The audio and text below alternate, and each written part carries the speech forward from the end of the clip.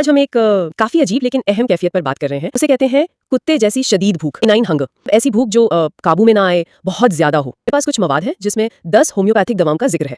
तो आज हम इन्हीं जराये से समझने की कोशिश करेंगे कि होम्योपैथी इस शदीद भूख को कैसे देखती है और उसके पीछे क्या क्या वजह हो सकती हैं। ये सिर्फ पेट खाली होने की बात नहीं है, कुछ गहरा मामला है। जी बिल्कुल। और देखें, यही तो होम्योपैथी की खास बात है। वो एक ही अलामत, जैसे ये शदीद भूख, इसके पीछे मौजूद कई मुख्तलिफ इम्कानात को देखती है।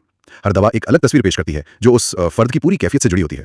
ये सिर्फ भूख नहीं है, ये जिस्म का एक इशारा है। तो आइए देखते हैं ये क्या कहानियां हैं। सबसे पहले बात करते हैं साइना की और एब्सिंथियम की। यहाँ शदीद भूख का ताल्लुक अक्सर आंतों के कीड़ों से होता है ना, खास तौर पर बच्चों में। जी बिल्कुल। ऐसा लगता है जैसे कोई अंदर से ग़िज़ा चुरा रहा है, तो जिस्म को पूरी ग़िज़ाइयत नहीं मिलती, इसलिए वो बार बार मांगता है।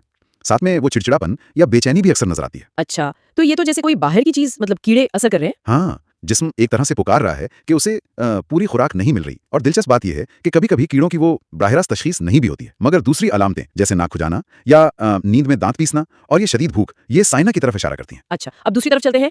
आयोडम आयोडम ये तो आयोडीन से बनती है। यहाँ भूख की वजह जिस्म का अंदरूनी निज़ाम बहुत तेज चलना है, जैसे हाइपरथायरॉयडिज्म कह लें या कभी टीबी जैसी पुरानी बीमारी के बाद की कमजोरी। मरीज बहुत खाता है मगर वो दुबला पतला ही रहता है। जी, यहाँ फर्क बहुत वाज़ेह है। देखें, सायाना में ग़िज़ा चोरी हो रही थी, जबकि आयोडम में जिस्म खुद ही एक तरह से तवानाई को बहुत तेज़ी से जला रहा है। खुराक आती है और फ़ौरन इस्तेमाल हो जाती है, इसलिए जिस्म और मांगता है। ये बिल्कुल मुख्तलिफ अंदरूनी सूरत हाल है। ठीक। फिर दो और अहम दवाएं हैं, फास्फोरस और चाइना।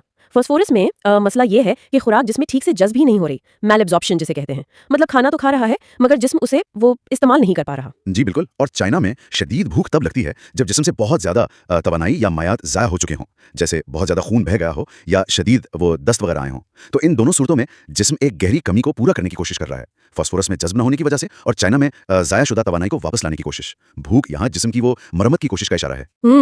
समझ आई। अच्छा, और लाइकोपोडियम लाइकोपोडियम इसकी भूख का अंदाज तो बिल्कुल अलग है। सुना है कि 2 निवाले खाए तो लगता है पेट भर गया, लेकिन थोड़ी देर बाद फिर वैसी ही शदीद भूख। जी हाँ, बिल्कुल। ये बहुत खास अलामत है। इसका ताल्लुक अक्सर कमज़ोर हाज़मे से होता है, खासतौर पर जिगर के मसाइल से। जबकि एनाकार्डियम में भूख का ताल्लुक मैदे में एक अजीब खालीपन के एहसास से है और असाबी तनाव से भी। खाना खाने से वक्ती तौर पर वो ज़हनी और जिस्मानी सुकून मिलता है। अच्छा, तो ये हाजमा और असाबी निज़ाम भी भूख पर असरअंदाज होते हैं। बिल्कुल। लाइकोपोडियम में हाज़मे की सुस्ती वो भूख का चक्कर पैदा करती है, और एनाकार्डियम में ये ज़्यादा आसाबी या जज्बाती बेचैनी है जो खाने से दबती है। और ये फहरिस्त यहीं खत्म नहीं होती है ना। हमारे जरिए में वेराट्रम एल्बम का भी जिक्र है, वो जिस्मानी तौर पर बिल्कुल निढाल हो जाने, माने कोलैप्स के साथ आने वाली भूख। जी, वेराट्रम एल्बम, जब जिस्मानी तवानाई बिल्कुल खत्म होने लगे। और कल्केरिया फॉस्फोरिका भी है। ये खास तौर पे बढ़ते हुए बच्चों या हड्डियों की कमजोरी के साथ शदीद भूख में काम आती है। अच्छा, और सल्फर, ये तो बहुत वसी दवा है। जी, सल्फर का ताल्लुक मजमूई तौर पर जिस्म के मेटाबॉलिज्म यानी खुराक को तवानाई में बदलने के निज़ाम में किसी खराबी से हो सकता है, जिसकी वजह से वो शदीद भूख ज़ाहिर हो रही हो।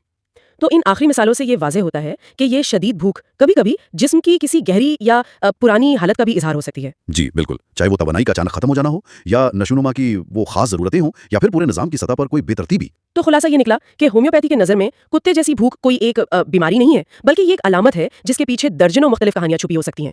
आंतों के कीड़ों से लेकर तेज मेटाबॉलिज्म तक, जज्ब की खराबी, तवानाई की कमी, हाजमे की कमजोरी, यहाँ तक के आसाबी तनाव तक। बिल्कुल दुरुस्त कहा आपने। और यही तो होम्योपैथी का वो बुनियादी उसूल है। सिर्फ अलामत को दबाना नहीं, बल्कि उसके पीछे छुपे फर्द के मखसूस मसले की जड़ तक पहुंचना है।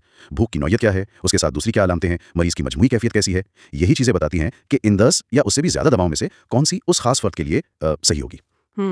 ये तो वाकई बहुत गहरी बात है। जी, और जरा ये सोचिए कि अगर शदीद भूख जैसी एक आम सी लगने वाली अलामत के पीछे इतनी अलग अलग वजूहात हो सकती हैं, तो हमारा जिस्म और कितने तरीकों से अपनी अंदरूनी बेतरतीबियों या ज़रूरतों का इजहार करता होगा, जिन्हें हम अक्सर वो नज़रअंदाज कर देते हैं या शायद गलत समझ लेते हैं। शायद हमें अपने जिस्म के इन इशारों को ज़्यादा गौर से सुनने और समझने की ज़रूरत है।